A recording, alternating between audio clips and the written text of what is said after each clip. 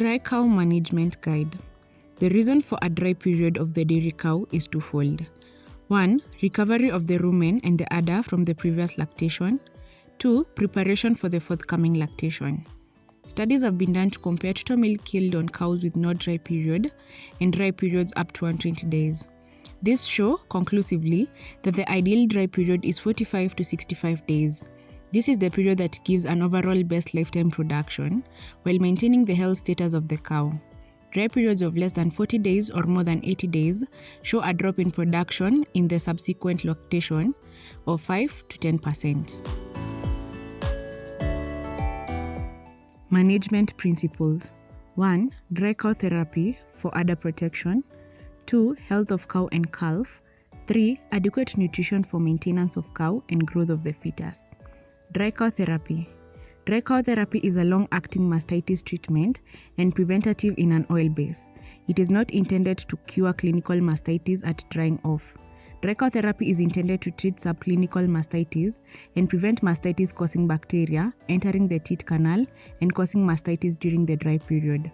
If a cow has clinical mastitis at drying, she should be treated with a lactating cow treatment until the clinical mastitis is cured before drying and treating with dry cow therapy.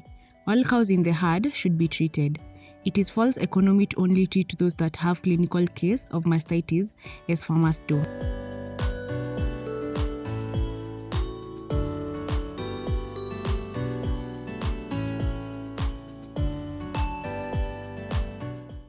Health. 1. Dosing. The dry period is a good time to dose the cow for roundworm and fluke to avoid losing milk due to withdrawal periods. The cow does not have to cope with added stress of worm burden at calving and beginning lactation. 2. Vitamins. The cow will benefit from injections of vitamin A, D and E, and selenium at drying off. This protects the calf and helps prevent retained placenta and other calving conditions.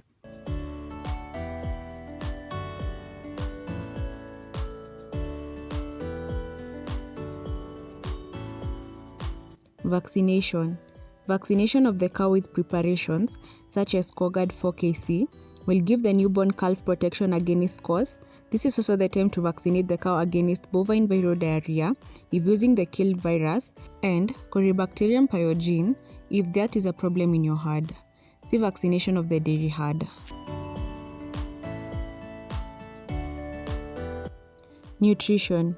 The cow should be dried off with a body condition score of 3.5 to 4 and fed during the dry period for maintenance of that condition and fetal growth. The cow should calve in the same condition she was dried at. Overfeeding the dry cow is as bad as underfeeding her.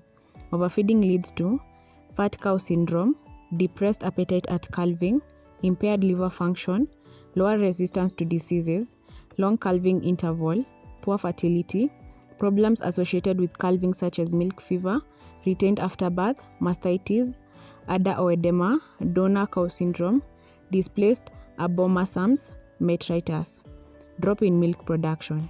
Underfeeding leads to dystocia, weak cow, weak or dead calves, low fertility, production drop, long calving interval. Nutrients are required for 1. Growth of the fetus. Most growth takes place in the last 3 months of digestion. 2. Regeneration of milk-producing cells in the udder. 3. Building up of tissue reserves, especially proteins and minerals to meet the demand of milk production after calving. What to feed? Feed as much good quality roughage as possible. This is cost effective and allows for regeneration of rumen bacteria. If silage is fed, it should be limited to 10 to 12 kg per day. Levels of concentrate feeding will depend on time of year and availability of good roughage, but it should not exceed 3.5 kg per day. The ration should contain 10 to 12% CP and ME of 8.5 to 9. It is essential to feed dry cows on the correct ration and not on a lactating cow ration, as their requirement for essential nutrients, especially proteins, calcium and phosphorus, are very different. Plenty of fresh water and certain amount of exercise is also essential.